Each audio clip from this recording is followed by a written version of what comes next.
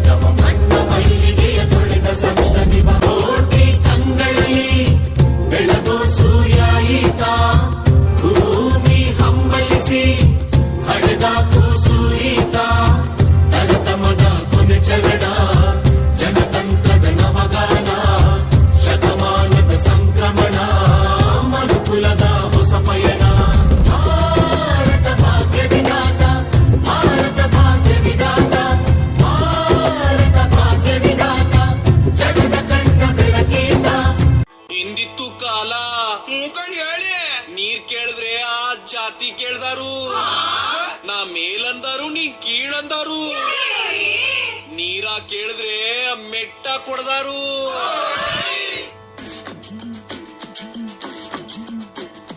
ಮೇಲ್ ಕೀಳಿನ ನಂಜನು ನೀರಿಗೆ ಸುರಿದರು. ಹಿಂದಿತ್ತು ಕಾಲ ಮಂಜಾನ ನಂಜು ತನ್ನನ್ನೇ ಸುಟ್ಟಿತು. ಆಮೇಲೆ ಕಾಲಕ್ರಮೇಣ ಒಂದೊಂದಾಗಿ ಒಬ್ಬೊಬ್ಬರಾಗಿ ಸಮಾನತೆ ಹರಿಕಾರರು ಬಂದು ಈ ಪಾಪ ತೊಳೆದ್ರು. ಆದ್ರೆ ಇದನ್ನ ಸಂಪೂರ್ಣವಾಗಿ ಎದುರು ಹಾಕಿಕೊಂಡು ಹೋರಾಡಿದವರು ನನ್ನ ಒಡೆಯ ಹಿರಿಯ ಈ ಭಾರತ ದೇಶದ ಭಾಗ್ಯ ವಿಧಾತ.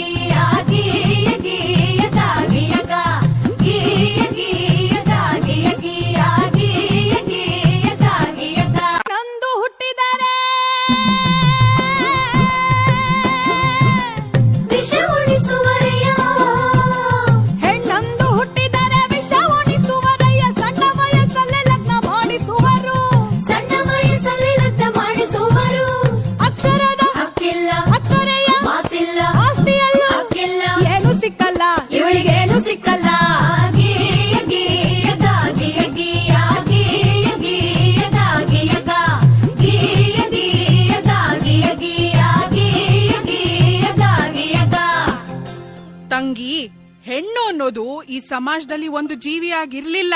ಅವಳು ಆಸ್ತಿ ವರ್ಣ ವಂಶ ರವಾನಿಸೋ ಒಂದು ಯೋಜನೆ ಆಗಿದ್ಲು. ಈ ಜಾತಿ ಆ ಜಾತಿ ಸೇರ್ಬಾರ್ದು, ಆ ವರ್ಣ ಈ ವರ್ಣ ಬೆರಿಬಾರ್ದು, ಈ ಆಸ್ತಿ ಆ ಆಸ್ತಿ ಅವ್ರಿವ್ರ ಕೈ ಸೇರ್ಬಾರ್ದು.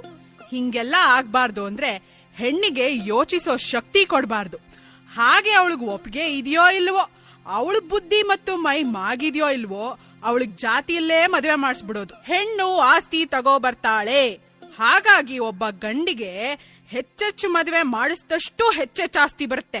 ಒಂದ್ ವೇಳೆ ಗಂಡ ಸತ್ರೆ ಅವಳು ನಿನ್ಯಾವ್ ಗಂಡು ನೋಡ್ದೇ ಇರ್ಲಿ, ಹಾಗ ಅವಳು ಬೇರೆ ಸಂಸಾರ ಮಾಡದೇ ಇರ್ಲಿ ಅಂತ ಅವಳು ತಲೆ ಬೋಳಿಸ್ತಿದ್ರು. ಅವಳು ಮನೆ ಬಿಟ್ಟು ಆಚೆನೆ ಬರಂಗಿರ್ಲಿಲ್ಲ. ಹೇ ನನ್ನಪ್ಪ ಸರ್ದಾರ ಗುಡುಗಿದನಯ್ಯ ಗುಡುಗಿದನಯ್ಯ ಸಭೆಯಲ್ಲಿ ಹಿಂದಿನ ಹೆಸರಿಗೆ ತೊಳೆದನಯ್ಯ ತೊಳೆದನಯ್ಯ. ನಾಡಲ್ಲಿ ಪ್ರತಿಯೊಂದು ಹೆಣ್ಣು ಮಗು ಓದು ಬರಹ ಕಲಿಯಬೇಕು, ಪ್ರತಿ ಸರ್ಕಾರಗಳು ರಕ್ಷಣೆಯ ಕೊಡಬೇಕು, ಪ್ರತಿ ಕ್ಷೇತ್ರದಲ್ಲೂ ಹೆಣ್ಣಿಗೆ ಮೀಸಲು ಭೇದ ಭಾವ ಮಾಡೋರ ಜೈಲಿಗೆ ಹಾಕಬೇಕು.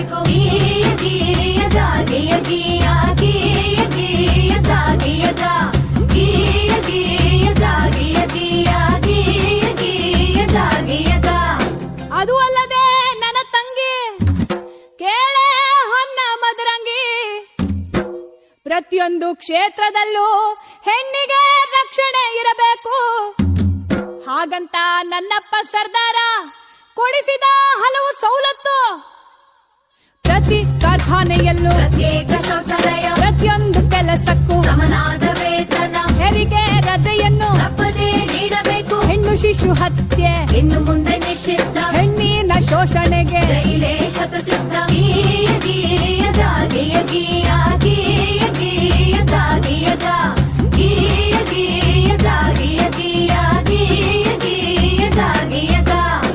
ಹೀಗೆ ಹಲವಾರು ಸವಲತ್ತುಗಳು ಹಾಗೂ ಸ್ವಾತಂತ್ರ್ಯವನ್ನು ನಿಮ್ಮಂತ ಹೆಣ್ಮಕ್ಳು ಅರಿವಿಲ್ಲದೆ ಅನುಭವಿಸುತ್ತಿರುವ ಅನುಕೂಲಗಳನ್ನು ನಮ್ಮಪ್ಪ ಆ ಭಾರತ ಭಾಗ್ಯ ವಿಧಾತಾನೇ ಕೊಡಿಸಿದ್ದು.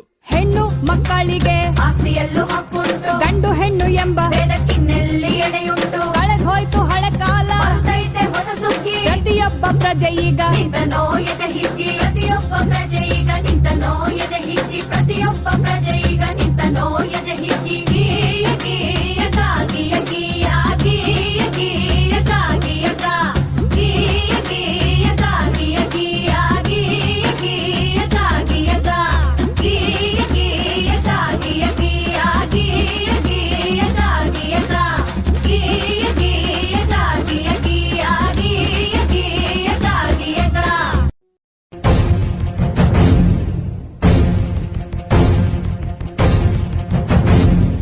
ಸಂವಿಧಾನ ಪೀಠಿಕೆ ದೀಕ್ಷಾ ವಿಧಿ ರಾಷ್ಟ್ರಕ್ಕೆ ಭಾರತದ ಪ್ರಜೆಗಳಾದ ನಾವು ಭಾರತದ ಪ್ರಜೆಗಳಾದ ನಾವು ಭಾರತವನ್ನು ಒಂದು ಸಾರ್ವಭೌಮ ಸಮಾಜವಾದಿ ಭಾರತವನ್ನು ಒಂದು ಜಾತ್ಯತೀತ ಪ್ರಜಾಸತ್ತಾತ್ಮಕ ಗಣರಾಜ್ಯವನ್ನಾಗಿ ರೂಪಿಸುವುದಕ್ಕಾಗಿ ಭಾರತೀಯರೆಲ್ಲರಿಗೂ ಸಾಮಾಜಿಕ ಆರ್ಥಿಕ ಮತ್ತು ರಾಜಕೀಯ ನ್ಯಾಯವನ್ನು ವಿಚಾರ ಅಭಿವ್ಯಕ್ತಿ ನಂಬಿಕೆ ಧರ್ಮ ಮತ್ತು ಉಪಾಸನೆ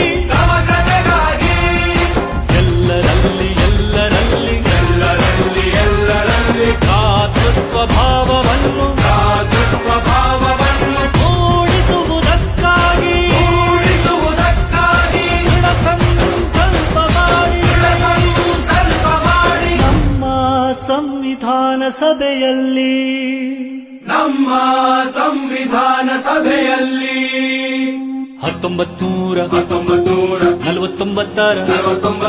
ನವೆಂಬರ್ ತಿಂಗಳ 26ನೇ ದಿನ ಈ ಸಂವಿಧಾನವನ್ನು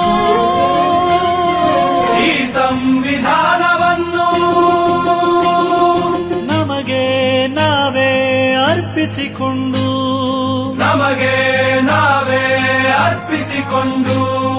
ಅಂಗೀಕರಿಸಿ ಶಾಸನವಾಗಿ ವಿಧಿಸಿಕೊಂಡಿದ್ದೇವೆ.